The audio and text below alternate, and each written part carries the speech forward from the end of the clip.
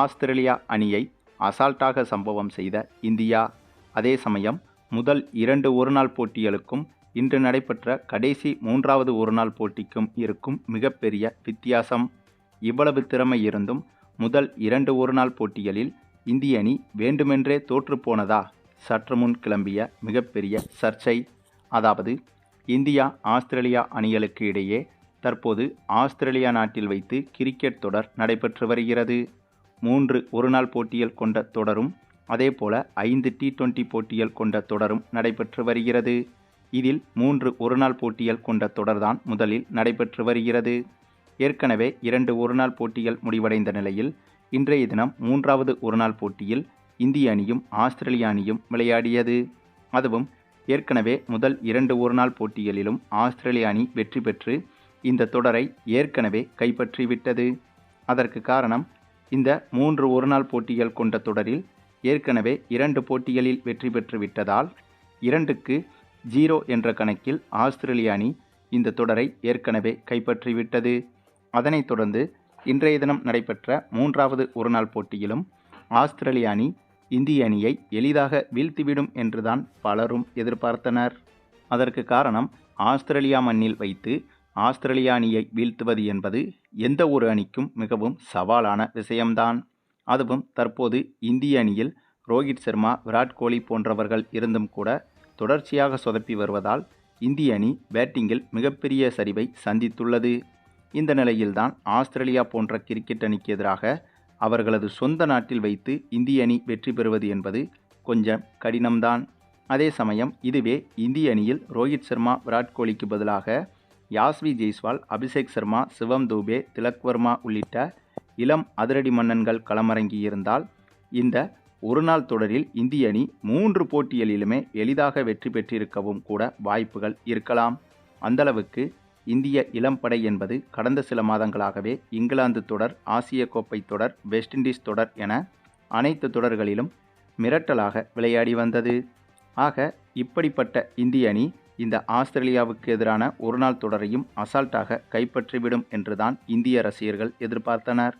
ஆனால் நீண்ட நாட்கள் கழித்து மீண்டும் இந்திய அணியில் இடம் பிடித்த ரோஹித் சர்மா, விராட் கோலி போன்ற சீனியர் வீரர்கள் இவர்களது ஃபார்மை நிரூபிக்க வேண்டும் என்று பயத்தோடும் பதட்டத்தோடும் கடந்த 2 போட்டிகளிலும் விளையாடி கடந்த 2 ஒருநாள் போட்டிகளிலும் சொற்ப ரன்களில் விக்கெட்டை இழப்பதும் அல்லது குறிப்பிட்ட ரன்களை அடிப்பதற்கு அதிக பந்துகளை எதிர்கொள்வதும் என பிரஷரோடு விளையாடி இந்த ஆஸ்திரேலியாவுக்கு எதிரான ஒருநாள் தொடரில் இந்திய அணி முதல் 2 போட்டிகளில் தோற்பதற்கு இவர்களே காரணமாக மாறியிருந்தனர்.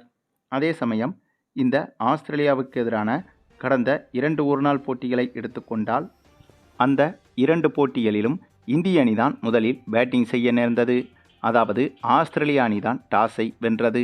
அப்படி இருக்கும்போது இயற்கையும் கூட இந்திய அணிக்கு எதிராகத்தான் அமைந்திருந்தது. ஏனென்றால் இந்த ஆஸ்திரேலியா மைதானங்களில், அதுவும் குறிப்பாக நடந்து முடிந்த 2 ஒருநாள் போட்டிகள் நடைபெற்ற மைதானங்களில் முதலில் பேட்டிங் செய்யும் அணியின் வெற்றியின் சதவீதம் என்பது மிக மிக குறைவு. ஆக அப்படிப்பட்ட சூழலில்தான் முதல் 2 போட்டிகளிலும் இந்திய அணி விளையாடி தோல்வியை தழுவியிருந்தது. அதிலும் முதல் ஒருநாள் போட்டியை எடுத்துக்கொண்டால் இந்திய அணி பேட்டிங் செய்து முக்கால்வாசி ஓவர்கள் முடிந்த பிறகு திடீரென மழை பெய்து ஓவர்கள் திடீரென குறைக்கப்பட்டு ரன்களும் குறைக்கப்பட்டு இந்திய அணிக்கு மிகப்பெரிய சறுக்கலை இயற்கையே ஏற்படுத்தியது. ஆக முதல் போட்டியின் தோல்வியை கூட இந்திய அணியின் குறை என்று சொல்ல முடியாது. ஆனால் 2வது ஒருநாள் போட்டியில் இந்திய அணியின் தோல்வி என்பது கண்டிப்பாக இந்திய அணியின் குறையாகத்தான் பார்க்கப்படுகிறது. அதே சமயத்தில் இன்று தொடங்கிய 3வது ஒருநாள் போட்டியில் ஆஸ்திரேலிய அணி முதலில் பேட்டிங் செய்ய களமிறங்கியது. அதுவும் இந்த போட்டியிலும் கூட டாஸை வென்றது ஆஸ்திரேலிய அணிதான். இந்திய அணிக்கு சுப்மன் கில் எப்போது கேப்டனாக பதவிக்கு வந்தாரோ அதிலிருந்து 100க்கு 99 போட்டிகளில் சுப்மன் கில் டாஸை வென்றதே கிடையாதுங்க. இதுவும் இந்திய அணிக்கு மிகப்பெரிய பின்னடைவாகத்தான் இயற்கையாகவே நடந்து வருகிறது. மேலும் இன்றைய போட்டியிலும் கூட ஆஸ்திரேலிய அணிதான் டாஸை வென்றது. வழக்கம் போல முதலில் பந்து வீச்சை தேர்வு செய்யாமல் இன்றைய தினம் பேட்டிங்கை தேர்வு செய்திருந்தது ஆஸ்திரேலிய அணி. அதற்கு காரணம் ஏற்கனவே 2 போட்டிகளில் வெற்றி பெற்று இந்த தொடரை கைப்பற்றிவிட்டதால் இந்த முறை முதலில் பேட்டிங் செய்தும் இந்திய அணியை வீழ்த்துவோம் என்ற மமதையில்தான் ஆஸ்திரேலிய அணி இந்த போட்டியில் முதலில் பேட்டிங் செய்ய களமிறங்கியது. அப்படி களமிறங்கிய ஆஸ்திரேலிய அணி முதல் 10 ஓவர்களில் அதிரடியாக விளையாடி 60 ரன்களை கடந்தது. இதனால் இந்த போட்டியிலும் இந்திய அணி படுதோல்வியை சந்திக்கும் என்றுதான் எதிர்பார்க்கவும் பட்டது. அப்போது ஒரு கட்டத்தில் நம்முடைய முகமது சிராஜ் முதல் விக்கெட்டை வீழ்த்த, அதுவும் ஆஸ்திரேலிய அணியின் அதிரடி பேட்ஸ்மேனான நம்பிக்கை நட்சத்திர பேட்ஸ்மேனான டிராவிஸ் ஹெட்டுடைய விக்கெட்டை முகமது சிராஜ் வீழ்த்த, அதற்கு பிறகு தொடர்ச்சியாக இந்திய அணியின் பந்துவீச்சு என்பது ஆஸ்திரேலியா பேட்ஸ்மேன்கள் மீது ஆதிக்கம் செலுத்தியது. இதனால் ஆரம்பத்தில் அதிரடியாக விளையாடிய ஆஸ்திரேலிய அணி ஒரு கட்டத்தில் தொடர்ச்சியாக விக்கெட்டுகளை இழந்து மிகவும் திணறியது. 300 ரன்கள் கூட ஆஸ்திரேலிய அணி டார்கெட் வைக்கும் என்று எதிர்பார்த்த இந்த போட்டியில் வெறும் 236 ரன்களுக்குள் ஆஸ்திரேலிய அணி ஆல் அவுட் ஆனது. அதன் பிறகு இதனை சேசிங் செய்ய களமிறங்கிய இந்திய அணியோ கடந்த 2 போட்டிகளின் தோல்விக்கும் சேர்த்து வைத்து மொத்தமாக இந்த ஒரு போட்டியில் சம்பவம் செய்துவிட்டனர் இந்திய பேட்ஸ்மேன்கள். ஆமாங்க, அதிலும் குறிப்பாக கடந்த 2 போட்டிகளிலும் கடும் விமர்சனத்திற்கு உள்ளான ரோஹித் சர்மாவும் விராட் கோலியும் தான் இந்த போட்டியில் இந்திய அணியை அபாரமான முறையில் வெற்றி பெற வைத்தனர். ஏனென்றால் இவர்கள் பேட்டிங் செய்ய களமிறங்கி இந்த 2 பேருமே ஆரம்பம் முதலே அதிரடியாக விளையாடி இந்திய அணியின் வெற்றியை முதல் 10-15 ஓவர்களிலேயே உறுதி செய்துவிட்டனர்.